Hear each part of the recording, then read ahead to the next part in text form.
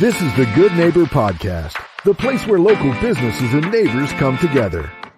Here's your host, Jeff Gardner. Welcome to the Good Neighbor Podcast. Today we have another good neighbor on, Stephen Ernst with Air Source Home Comfort. Stephen, welcome to the show, man. How are you? Hey, I'm doing well. Thank you so much for having me today, Jeff. It's a pleasure. Absolutely, man. We're happy to have you on the show. People like what you're doing, and they let us know. So now we like what you're doing, and we want to know more. So let's get right into it. For the people that don't know out there, or for your current clients, for a reminder, or somebody that worked with you in the past that's maybe forgotten, what is it you do? What is Air Source Home Comfort? Yeah, Air Source Home Comfort. So we're a residential heating and air conditioning business. Home Comfort also encompasses your hot water needs. We do ductless heat pumps, gas fireplaces. So basically anything inside your home that makes you comfortable is what we do. So that's what we kind of specialize in. So that's great. So you even do, so you do the furnace, you do the AC, you do the water. Did you say air filtration as well? Yes, we also do indoor air quality. That's a good point to hit there. It's and then even fireplaces. Yeah, we do gas fireplaces. We have a lot of specialties within your home to make it, comfortable and look beautiful. I love that. So it's a one-stop shop for anything comfort. So it's right in the name. If you want to be comfortable, call Stephen. Okay, that's great. How long have you been in business for? Yeah, we started in 2018. Me and my business partner opened up Air Source, and we were trying to do something different, and that's what we were looking to do here. And we have a big strategy for how we did that. If you don't mind, I can go into that as well. Let's do it. Okay, great. So we had a lot of experience as technicians in the field. So we both came from installing HVAC equipment and servicing HVAC equipment. And what we experienced when working with other companies is they always put the customer first, which makes sense, right? For business, you want to put the customer first. What we realized is that the internal team wasn't taken care of as much as the customers. And so when we created Air Source, we really emphasized that we wanted to take care of our internal team first. And how that works is making sure that our employees feel happy to be at work and feel great coming to work resonates to our customers. And so by taking care of our internal team first, our customers have a much better experience as well. So it's a different approach, kind of making sure that we hyper focus on our team. We do fun events, making sure that they all feel cared for and we have fun at work. And then that obviously just resonates out to our customer experience.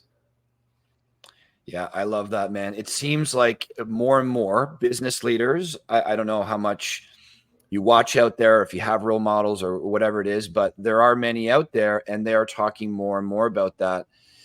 It's kind of the same message as like, put on your oxygen mask first in the plane before you help somebody else with theirs. I'm a big believer in personal development. If you really want to help the world, get yourself right first. So you really want to help your clients, get your team right. And it seems to be a message that's maybe picking up a bit of a trend, but I still think it's lagging. Very happy to hear you say that because I do think it has an incredible positive ripple effect. If your people aren't happy, your customers are going to see that. And if they really are enjoying it, they're not only going to be there for a paycheck from my experience, but they're going to follow your mission. They're going to be connecting as humans, trying to build something together, which is a special place to have a team. So I love that that's your focus. Make your team good first, which will help your clients really well after. That's great, man. Exactly. Something that I'm super curious about. I love, pretty much say this every time because it's just that important to me. I love philosophy, rules to live life by. I love psychology, human behavior. Why do we do the things we do? I'm a why guy. I have it tattooed on my arm to make sure I'm asking why enough because I need those reminders. And the journey. It's like, why am I here? Why am I doing this? How did I get to this stage? So I'm very curious about why people are doing what they're doing. So what made you get into HVAC? I know you said you were in installation prior, so that gives us a bit of history, but what led you to the industry in general and to owning a business? Entrepreneurship is very difficult. And you decided to take it on and not only do that, but you stepped up your level of difficulty by putting so much passion and care into your team. That's not easy. So why do this? What's the backstory? Yeah. So my parents are both entrepreneurs. They, they own their own bakery. My mom has a cleaning business still to this day. My dad had a lawn cutting business. My brother went to school. He's always been really passionate about business. And all through high school, I took every business course I could. It's always just something that naturally connected to me and in our family. Such hard workers. Like my parents are the hardest workers I know. And so that's what my dream was always, to be in some sort of business. And getting into HVAC is kind of a funny one. I had no idea what I wanted to do when I was in high school. No idea. And my mom read an article in the newspaper saying that HVAC technicians make more than doctors. And I was like, sold. It's funny, right? I was a young guy just trying to figure out my way, and it kind of just gave me a direction, at least to go towards. And so I went to school, didn't know how a furnace worked, didn't know anything about it, and got my gas license, and luckily was able to find a job and start working. And I've been in the industry now 11 years. So it's been a long time. Happy to be part of the industry. Once you start getting into it, there's so much to know. And it's honestly an addictive industry, because there's just always, every single day, I'm learning something new. And it's just fun to be able to do that. Yeah. Learning. It's something about the brain. In many cases, doesn't enjoy the learning process because it can be very uncomfortable, but actually getting the answer, empowering yourself with knowledge, seems to be very pleasurable for the brain. And then we just find ourselves in this loop of chronic learners. The people that I look up to most in my life, how they identify outside of being a human is like, I'm a learner. I'm a student of life. And I find that to be a very empowering and a mindset that really opens you up to what you could be capable of. So you picked this because installers make more than doctors. What made you, so you have the business in your family, so you're raised in an environment with business. So that's great. It seems like you have a great deal of respect for hard work, as your parents are very hardworking. But what made you stick? Are you just a guy that once you try something, I don't quit, I commit, I'm loyal? Or is this something that you enjoyed, that you really found to be fruitful for picking the HVAC industry outside of making more than doctors? Yeah, I mean, that was a facade. I found out after, of course. It's a really hard industry to climb the ladder and learn all the skills you need to actually get up in that higher pay scale. So I came to a reality check pretty quick once I got into the field. But being in school, I do love learning, and learning something with my hands, going to the lab in the school. Once I started kind of learning about how things work, it became addictive at that point, and I was all in. So at first, signing up for the course, unsure, but once I was actually there, it really helped me settle in and realize that this is something I'm passionate about, and just continuous learning, like you said, and that continues in the business every day as well. Awesome. Do you find, are you still on the tools? Like, are you still the guy out there, or are you kind of spearheading the business mainly? Yeah, so I'm very rarely on the tools now. I'd say I'm 95% of the time in the office. If it's a really hard job or a tricky one that we need to help the guys on, again, supporting the team. If I need to crawl into a crawl space, I'll be there to, give them that moral boost and morale boost there and keep things going. But yeah, I'm mostly in the office now. So we have a team in the office as well, supporting our customers, and I'm just helping make sure things stay in line. So I love that, because I found myself doing the same at certain stages of my life, going from being physically on site, whatever that site may be, to now running the business. Those are two completely different hats. The person who's installing a furnace or an AC, or they're doing their jobs, go from one to the next. That's all they have to focus on. Not to say that that's not a lot, but as a business owner, you have a million things to focus on. So how was that transition going from the tools to now being accountable to a team, to being accountable to marketing, to growth, to your imaging, your brand, a million things? Did you enjoy it? You like being at the helm? Yeah, I like technology and computers and spreadsheets, and I had to learn all of that. So again, talking about how I love to learn and transitioning, it just kind of put me in a different seat where I have an opportunity to learn so much more. Being in the field, yeah, it's super challenging. A lot on your plate. You have to know a ton. And I still don't know everything about being in the field. And the guys, our team is still teaching me some things. But the transition into the office felt natural to me. Just again, there's so much to learn. Like you said, there's the marketing, there's managing people, which is a whole other thing on its own. Learning how to communicate properly, lead people, so your communication comes across properly. Dealing with changes in the company because nobody likes change. It's just all of these little things that add up for sure. And then on top of that, making sure our customer experience is at the top. So we have our employees we're taking care of, and then we also have to make sure on the other side of it too that we're still focused on our customer experience. Love it, man. I love it. Those are some of the most valuable skills in my life. When I first started becoming accountable to a team, I was just like, okay, this is the most profitable place for me to be. So let's figure this out. And I was just in this very narrow kind of, I closed a lot of doors with that mindset. It was a very narrow kind of self-serving mindset. It wasn't until I talk about mentorship all the time. I think learning from people who have already carved the path for you can make life much more pleasurable and can expedite your trajectory a fair bit. So I was lucky enough to have a few mentors at a young age. And one of them, she told me, you got to stop thinking about yourself. You can start thinking about the skills that you can learn, how fulfilling it is to connect with other people. You talked about communication, leadership. Those are two very hard and never-ending skills. To be able to influence somebody else and increase the quality of their life is insanely powerful. You can do it to one, you can do it to many.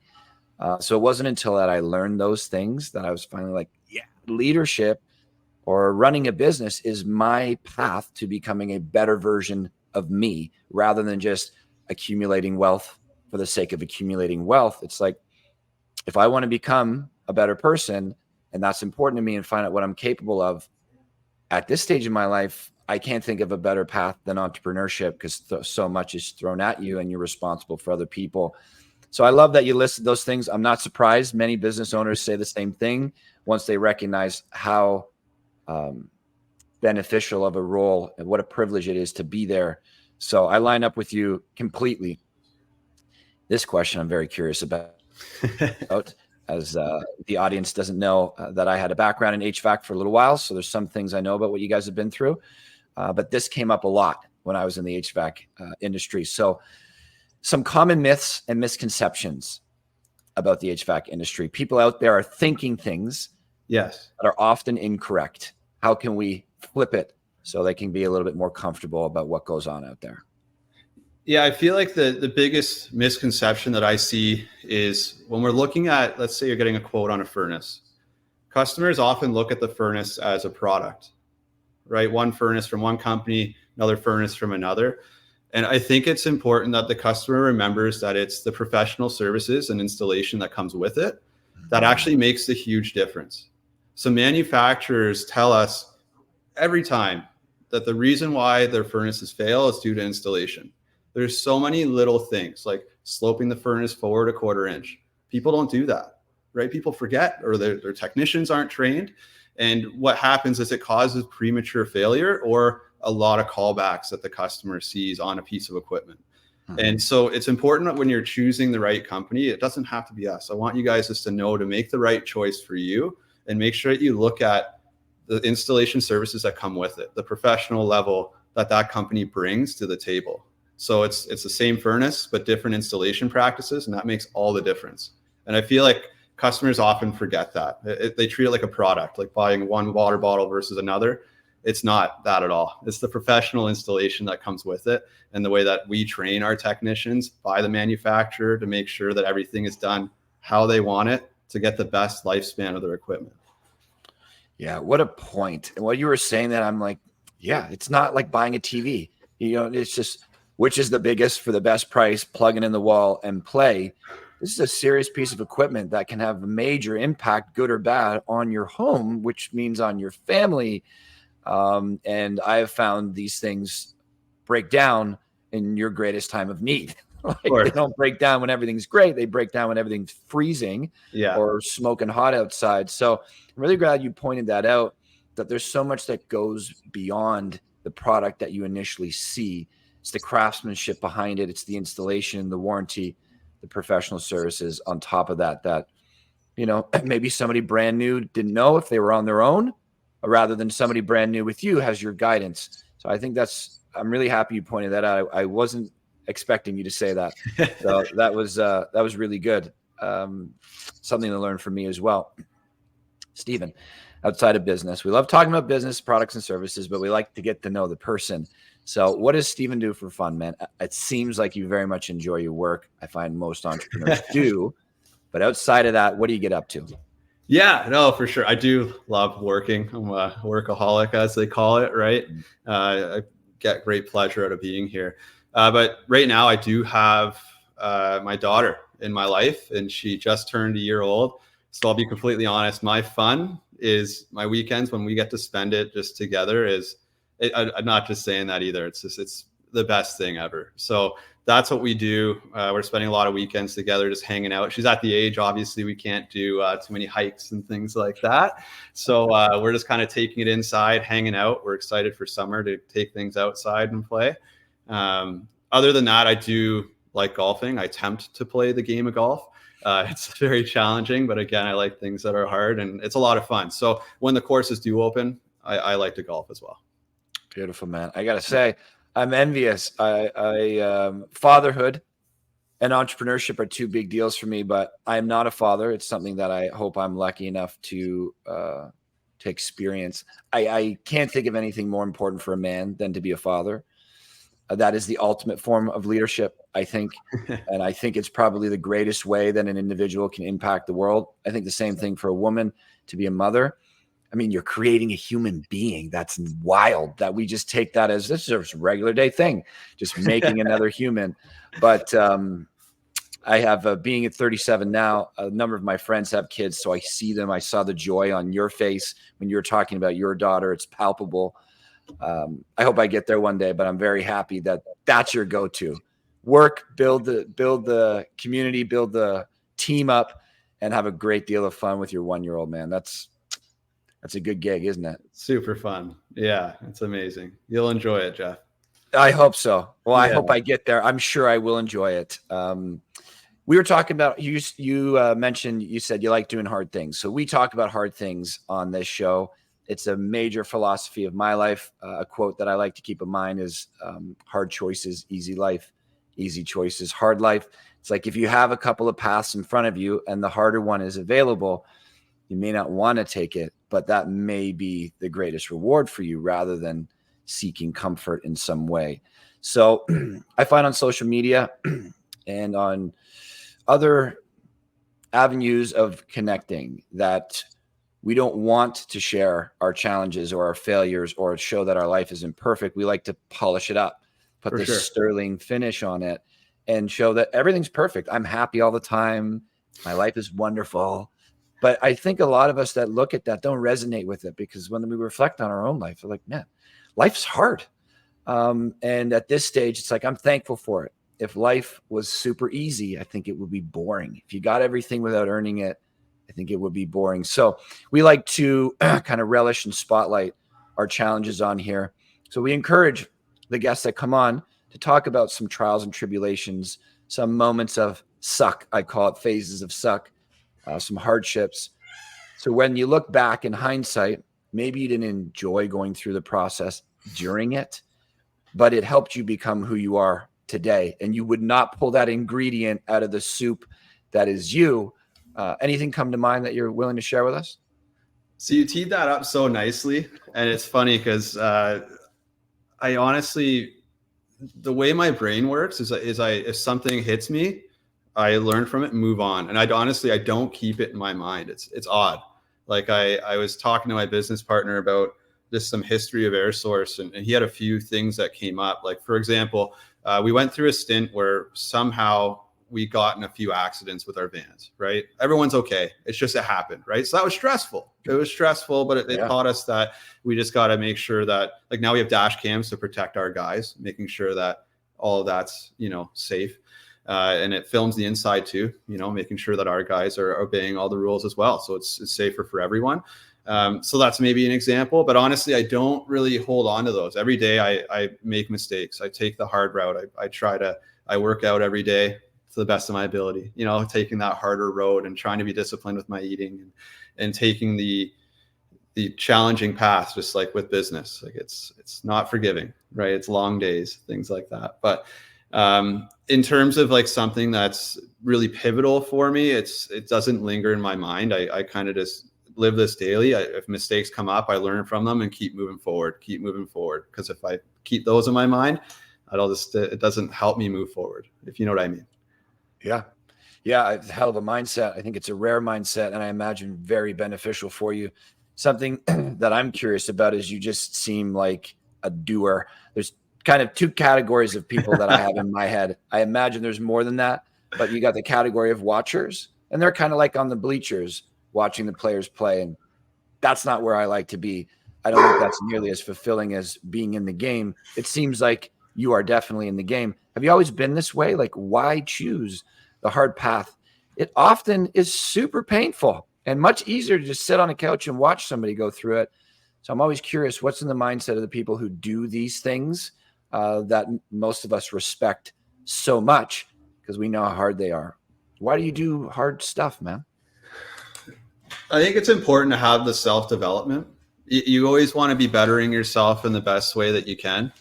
And it's again, how I was raised. My parents always were working so hard, long days, just not giving up. And they would have me help them, right? I was a young guy.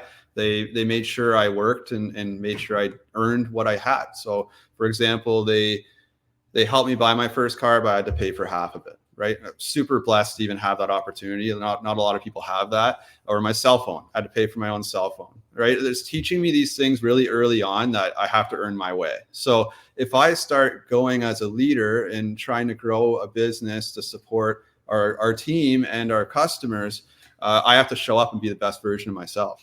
So if I'm not pushing myself to go to the gym, trying to eat right, trying to listen to as many podcasts as I can, reading as much as I can to better myself, then that's not going to motivate my team and help everyone get elevated around me. So I need to keep moving, keep going forward and building up myself so I can be a better person for the people around me, for sure. Damn. I feel like we could do one of those Joe Rogan long form 3.5-hour podcasts. And I just let me pick your brain for half a day, because I think we line up in a lot of things, man. I have a great deal of respect for people who live their life that way, simply because it's harder and most people don't do it. There's way more employees. Not to say that employment is wrong in any way. It's great. It was a great stepping stone for me. But being a leader of people, an entrepreneur, I think is a little bit more difficult. So why choose that path? I think you got great reasons for it, man. And I have a great deal of respect for it. What's one thing you wish our listeners knew about Air Source Home Comfort? Yeah, that's a great one. Because I could just go all salesy and say, our services are better and all that. But I kind of want to take it back. Like the way that we take care of our team, and it's our internal, right? It's the same way that we want to take care of our communities that support us as well. Like we're super grateful to be in the position that we are. So I think an important thing for customers to know, if they are choosing Air Source, we want to give back to our community however we can. So for example, we do our Thanksgiving food drive. We've been doing it for the last 3 years now, maybe 4. I don't keep track of how many years, but we've been doing it for a few years now. We did it in 3 locations last year. We did it in our Muskoka, Collingwood, and Barrie divisions. We were filling 3 vans of food for our local communities. We hosted a golf tournament and raised money for the Barrie Food Bank. We did trail cleanups. We helped out a nursing home clean up their courtyard. We're looking to do different things to help our community, because our community supports us. Our team supports us. We want to give back however we can.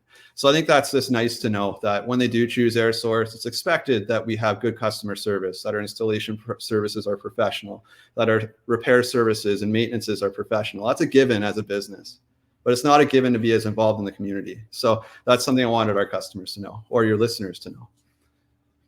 Damn. That's what we do. On our end, everything is small and medium businesses connecting through the community, not just spreading a message a gazillion times. I think that's important, but it's like, what are you doing for me as a community member? What are you doing for the community? How are you giving back? How are we treating each other as humans? every business want to list their products and services. And I respect that. I think we need to know that. But for you to take that opportunity to just say, listen, man, we're involved. We care. If you decide to become a part of our journey, a part of that journey is going to be a great deal of giving back to the people who help us get here. I mean, our business is the same way. They say it takes a village to raise a person. If that's the truth, then it takes a whole city to raise a business. We wouldn't be in business without people like you. We wouldn't be in business without our community. So I love that gratitude approach, and that was the forefront of your mind, was the one thing you wanted them to know. Awesome. Which leads me into my secret weapon. I don't make this a part of the questionnaire because I don't want people to script it. I talked about mentorship a few times. We've gone pretty deep here to your business philosophy. Very grateful that you shared it with us. And when I was at probably mid-20s or so, I was very lucky to get attached to a few good mentors, which really changed my frame of mindset. And she encouraged me to think about, as of today, what is the impact that you've already had on this planet? Good, bad, indifferent. Do you even think about what impact you want to have today? And then what is your impact going forward into the future for as long of a time as you're here? Because you have no idea how long you're going to be here. So rather than just winging it, rather than just kind of being like a feather through the wind, just going anywhere, let's try to narrow that path and be intentional about it. So I think about what kind of impact that I'm having currently, what I've had, what I would like to have. And I'm super curious because I find human beings to be my passion. Human potential is what I love to find out about, hence the show. Get to pick your guys' brains. So I like to ask the guests, what impact do you want to have, whether it's on family, business, the world, all the same? What impact do you want to leave out there, Stephen? Oh, that's definitely a deep question.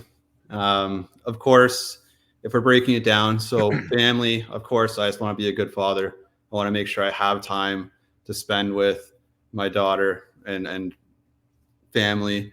So I want to make sure that they have the time that they deserve. Because again, I can be focused on work and I could be here all the time. And I'm grateful that my wife actually balances me out a bit and makes sure that she keeps me sane, or else I'd just be here 24/7. In terms of like our internal team, I want to make sure I'm a good role model. I want to make sure I leave a good impact in the sense that somebody that they can look up to, that doesn't take the easy way out, that can communicate well and make sure that they do have somebody in their life at work that they can look up to. Am I there yet? No, I don't think so, but I'm making progress to it every day. And that's why I'm taking those hard roads. And in terms of an impact for our customer base, I do want to make sure we're doing something different here. And of course, like I said, it starts with the internal team. But of course, I want to make sure that we have that elevated level of service. And we're always looking at ways of how we can better ourselves. And we're asking our customers every day, what can we be doing better to serve you? So the dream is, of course, to be the best HVAC business available for our consumers. Of course, everybody says that though, and that's kind of a broad stroke, but that's at top of mind, making sure that we do take care of our customer base. And then again, rolling through with the community involvement, we want to be as involved as possible. So I'm actually going to take this opportunity to open up the floor for any of the listeners that are local to the Barrie, Muskoka, Collingwood area. If you have anything that we can help with, please just send me an email or go on our website and fill out a form fill, because I'm always looking at different avenues and I need you guys to help me see who's in the most need, because I can Google, but I'd rather hear it straight from you guys. So that's broad stroke here, but I'm just hoping to make a positive impact on everybody. Love it, man. We line up with a lot of things. I appreciate you sharing that with us. And I know I threw a curveball at you, but I love the deep questions. I mean, I lived a surface level life for a long time and learned that there's a lot of value in depth. So by hearing other people, connecting with other people in that way, learning from those walks of life has helped me immensely. And I'm sure people listening will connect in the same way. How can people find out about you, man? Contact, address, whatever you got. Yeah. So for Air Source Home Comfort, it's on Instagram, Facebook, TikTok, all the social platforms. You can just search Air Source Home Comfort. We'll be the first ones that come up there. For the website, it's callairsource.com. That's where you can find all information about us and what we're up to. And if you want to give us a call directly, it's 705-606-4328. On our website, you can find form fills. So if you do have a recommendation for a community involvement venture that we could do together, please just fill out the form and just mention that you're looking to do that with us. And we're happy to join you there. Awesome, man. Pleasure talking to you. And I especially nice because you were willing to peel back the layers of the onion a little bit and let us in to that lifestyle and the way you live, the things that you do. I really enjoyed it, man. Very happy that you came on the show. Hey, thank you so much for having me. It's been a pleasure. Beautiful, man. Thank you.